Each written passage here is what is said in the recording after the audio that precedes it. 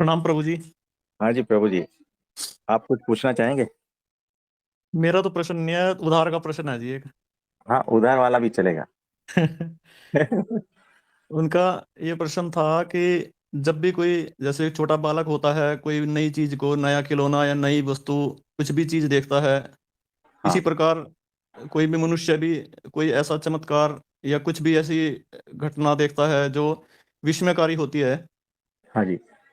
तो विस्मयता का बोध उसको एक बार या दो बार होता है। तो उसके बाद में जब ये निरंतर उस चीज को देखता है तो विस्मयता का बोध नहीं होता। चला जाता है, बराबर है। हाँ, ये इसके ऊपर था जी उनका।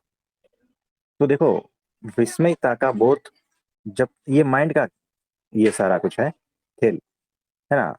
जब जब आप कुछ ऐसी चीज देखते हो जो अलग है, जैसे पहले आपने कभी देखी नहीं, उसको देखकर जो है ना, आप विस्मयता से भर जाते हो। फिर वही चीज जो है ना, वापस देखते हो ना, फिर तीसरी बार, फिर चौथी बार, तब वो जो पहले वाला था ना, वो हट गया।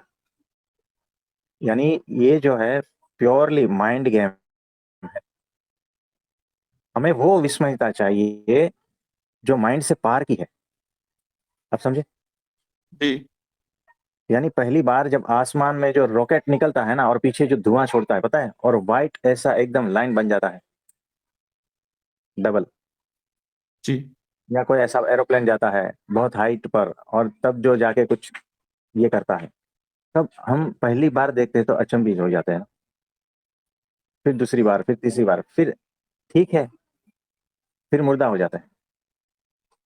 होता है ना ऐसा। जी। यानी अब इंटरेस्ट चला गया। ये सारा का सारा जो है ना, माइंड का गेम है। हमें उस गेम से पार जाना है और सतत उस विस्मयता के बोध में रहना है। और ये जैसे जैसे होश बढ़ेगा ना, माइंड को बाईपास होता जाएगा। और तब जो आप जो है ना, एकदम बाल्य अवस्था जैसे कहते हैं ना, निर्दोषता, उसमें होते हैं। तो जिस टेबल को मैं रोज देखता हूँ ना, उस टेबल में अभी मुझे कुछ इंटरेस्ट नहीं होता है। ये कैसे बना, सब पता है ना, सब कुछ पता है। और जिस दिन सब कुछ पता होता है, वो किसको पता होता है? जो फिक्स है ना, उसको पता होता है। मेमोरी को पता होता है, बुद्धि को पता होता है।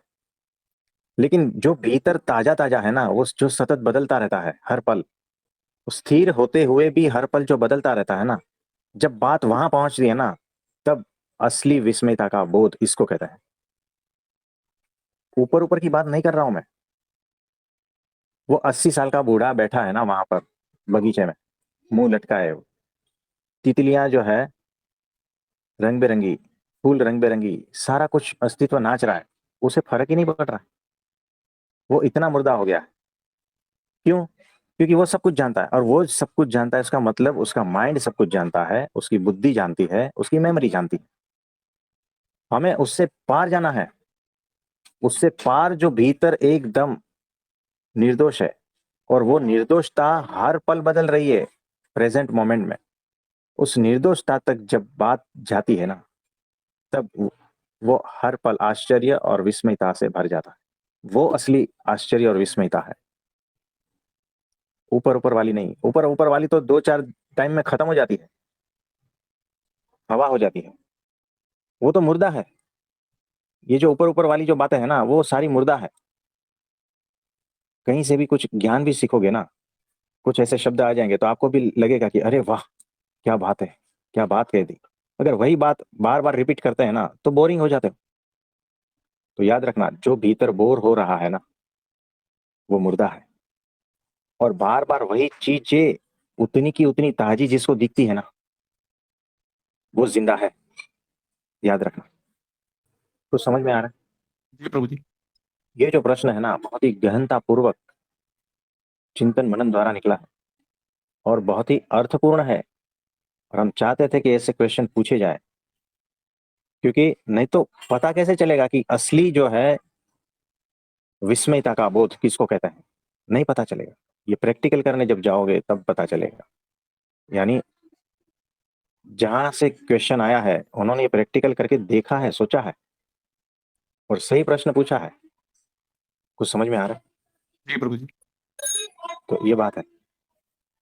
तो जो भीतर सतत स्थिर होते हुए भी प्रेजेंट मोमेंट में हर पल बदल रहा है ना, और वो विस्मयता से जब भरता है ना, और वो है ही, उसका नेचर ही ऐसा है, विस्मयता से भर जाना, आश्चर्य से भर जाना, क्योंकि वो परम निर्दोष है, वही असली विस्मयता का बोध है।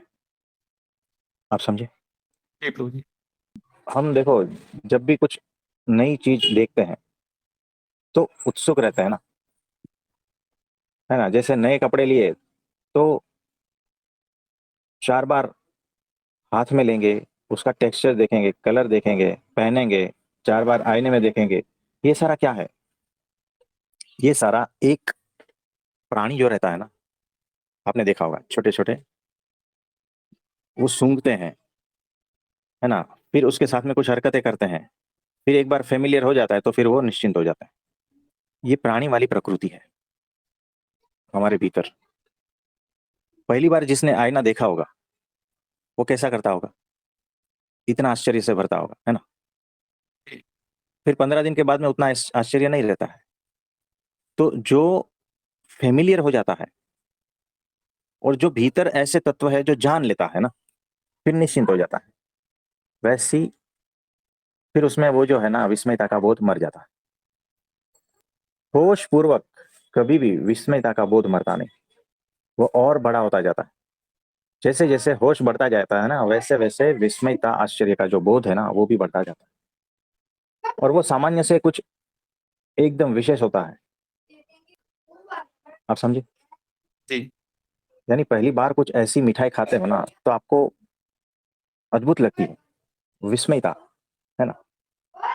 हैरान हो जाते हो कि कैसे बनाई होगी, क्या है, कैसा है, वैसा। फिर बार बार अगर वही मिठाई खाने लगते हो ना, फिर वो ऊब जाते हो। आप समझे? जी वैसे ही कोई अलग चीज देख लेते हो, कोई दृश्य देख लेते हो, किसी व्यक्ति से मिलते हो, ये सारा ऐसा ही है। एक बार जान लिया, वो जानने वाला कौन है? वो जानने वाला भीतर अहंकार है, वो जानने वाला भीतर मेमोरी है, बुद्धि है, मन है।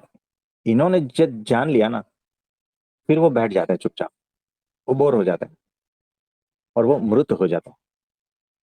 यानी जानना किसी भी चीज को, उससे पार जाना, यानी भीतर के निर्दोष तत्व को छूना।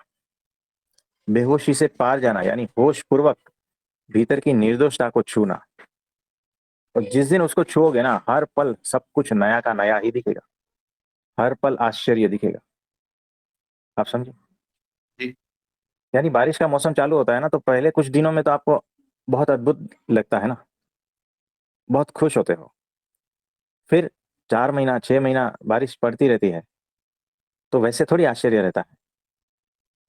लेकिन जी। जी हर बार, चाहे कितना भी महीना पड़े, हर बार आप वैसे ही खिल जाते हो ना, समझना आपके भीतर वो विस्मयता का बोध भीतर तक चला गया है, असली विस्मयता आ गई है, हर पल नया।